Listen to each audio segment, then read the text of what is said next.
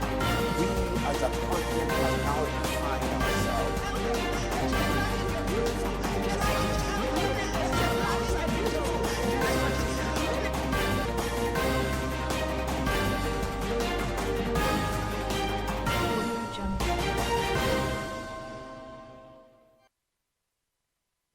This is National News on TOS TV, your digital first pan-African news network. I am Uchenna Oka, and this is TOS National News. There was palpable fear along Oshobo-Ibokun Road on Tuesday night as some suspected herdsmen abducted travelers along the route. The nation gathered the incident occurred around 7:30 p.m. after Ajay Bamidele village in Obokun local government area, Osun State.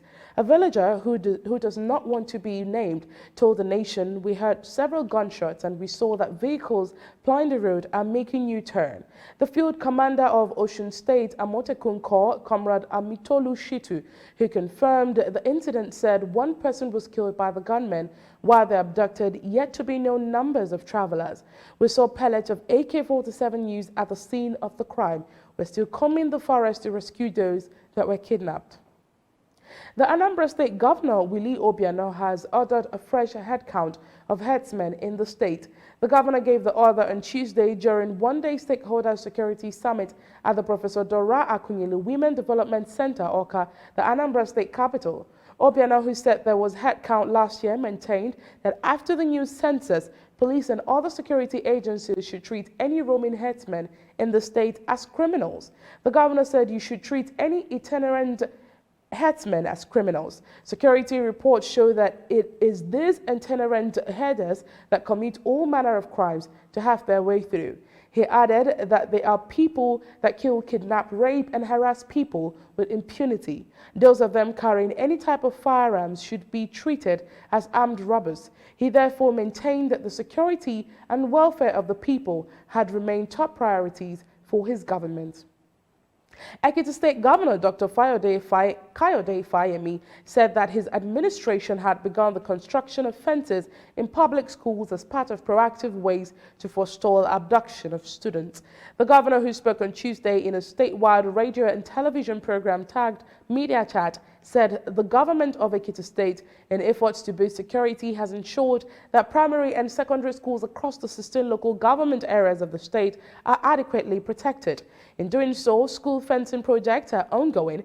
Also, the government has improved on the security surveillances across the state, deploying more personnel to strategic locations for effective coverage, the governor said. On state police, Fayemi, who fought at the arguments that state governors would deploy state police personnel against opposition politicians, said the growing insecurity in the country had made creation of state police a necessity. The police have described as fake a report that gunmen hijacked a bus filled with students of the Ken Sarawiwa Polytechnic Bori Kana local government area of Rivers State. Recall that an online viral report had claimed that the gunmen behind the purported hijack had demanded 2 million naira ransom to free the student. However, the State Commissioner of Police, Eboka, Friday, in a statement by the command's spokesperson, Nnamdi Omoni, in Port Harcourt, said the viral report is baseless, unverifiable, and the handiwork of mischief makers. CP Friday, according to the statement, has ordered an investigation into the report, warning that anyone promoting fake news would be made to face the law. Omoni further said preliminary investigations by the command, including interface with the school authority, revealed that no such thing happened. More news across the nation after the break. Do stay with us.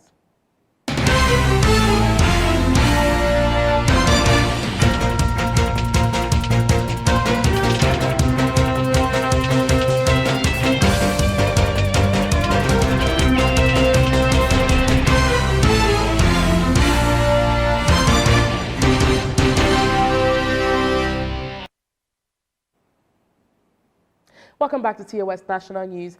On business, over 3 million Nigerians have lost about 18 billion naira through Ponzi schemes. The Security and Exchange Commission stated on Tuesday.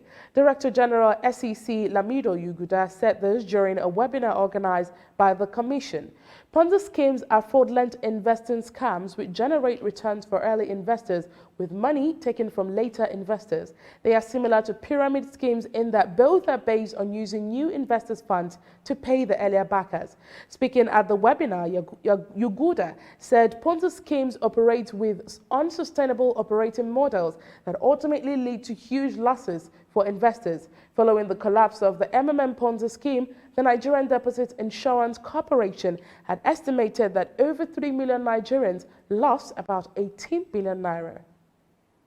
National Chairman of the Independent National Electoral Commission, INEC, Professor Mahmoud Yakubu, on Tuesday expressed dismay that even though polling units in the country are inadequate, some of them are located in politicians' homes, forests and shrines.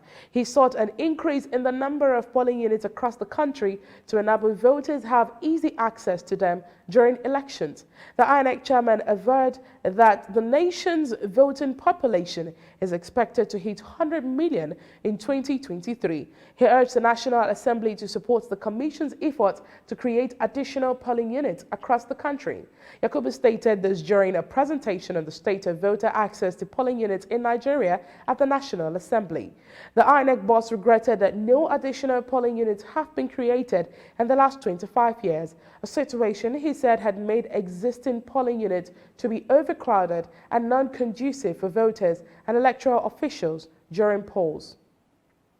All Progressive Congress APC has stated that the current registration and revalidation exercise has captured over 12 million members and counting. It added that with the current drive, the party was poised to becoming the largest political party in Africa. Secretary Caretaker Extraordinary Convention Planning Committee, Senator John Akpanudo Edehe, who represented the chairman CECPC, Maimala Buni, said this while inaugurating the APC Constitution Review Committee at the party's National Secretariat in Abuja. Senator John said this review became necessary so as to enable the party reflect the current trends and aspirations of the owners of the party.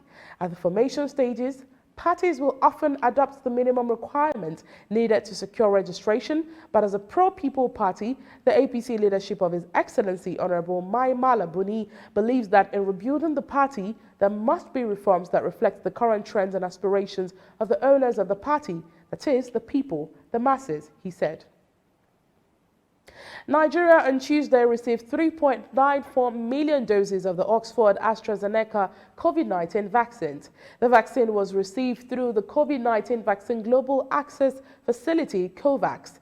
COVAX, an initiative co-led by the Vaccine Alliance, Gavi, and the World Health Organization, seeks to ensure equitable access to a COVID-19 vaccine by dividing about 2 billion doses across 92 low and middle-income countries.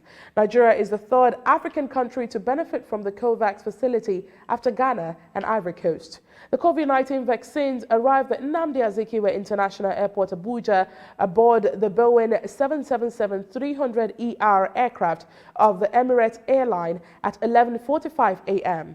The Secretary to the Government of the Federation and Chairman Presidential Task Force on COVID-19, Boss Mustafa, who led the government team to receive the vaccine, said the arrival of the AstraZeneca vaccine marked a significant milestone in the national response to the COVID-19 pandemic in Nigeria.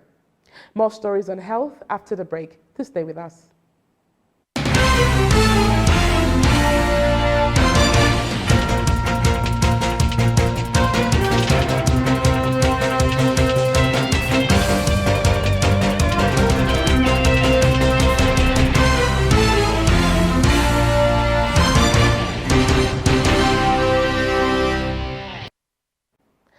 Welcome back to TOS National News. The Barao Diko Teaching Hospital, Kaduna, has concluded plans to set up in vitro fertilization IVF unit through a public-private partnership arrangement. Dr. Shuaibu Musa, Chairman, Medical Advisory Committee of the hospital, revealed this on Tuesday in Kaduna. He said that already the hospital had trained a consultant and sent another on training ahead of the opening of the unit. The chairman said the hospital has been upgrading and expanding its facilities to meet its responsibilities.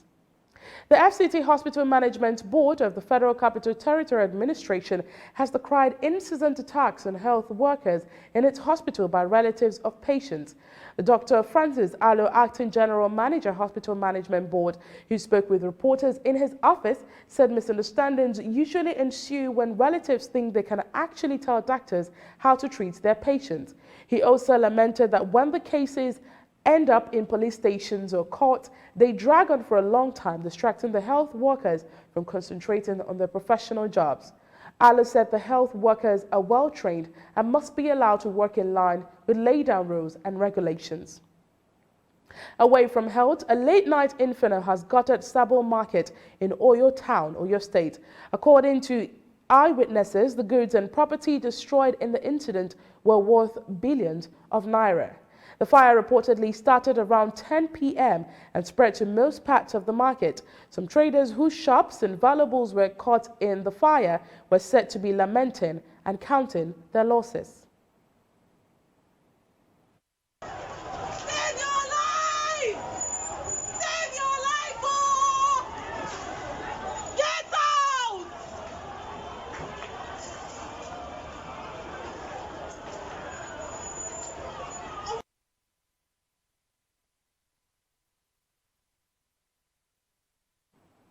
The cause of the fire is yet to be ascertained.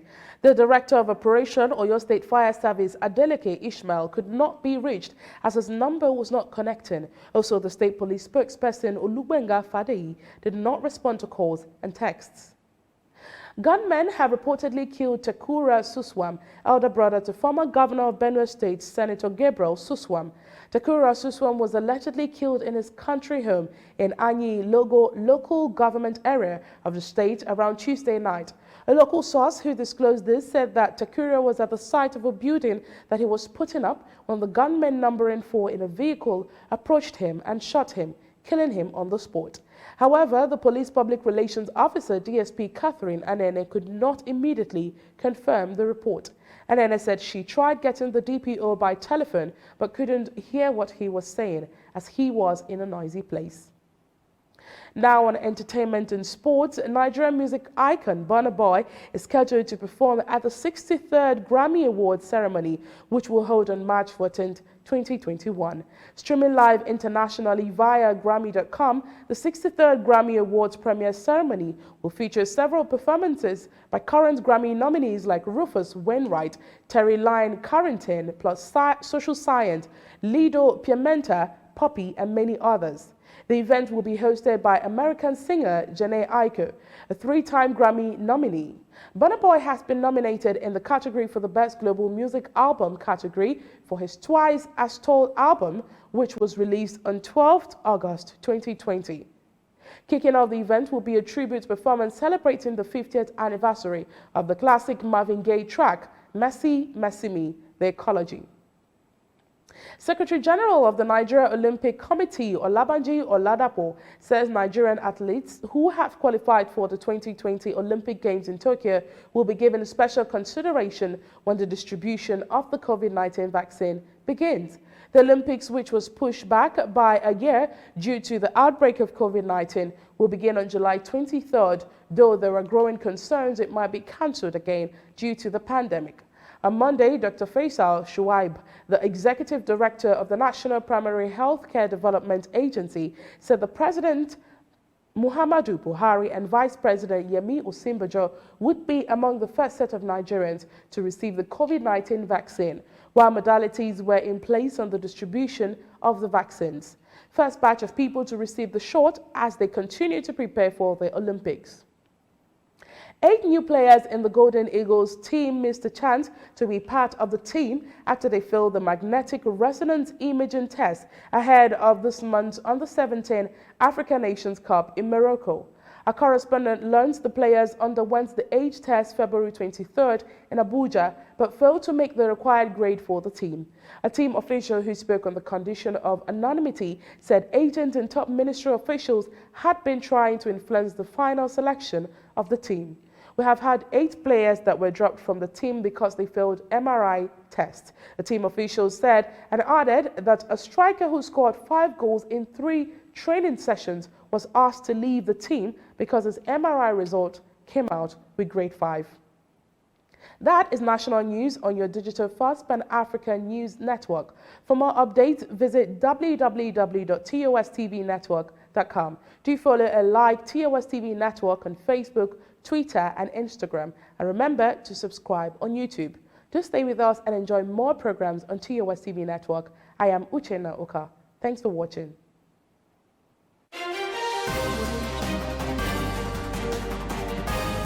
But we as a continent have now defined ourselves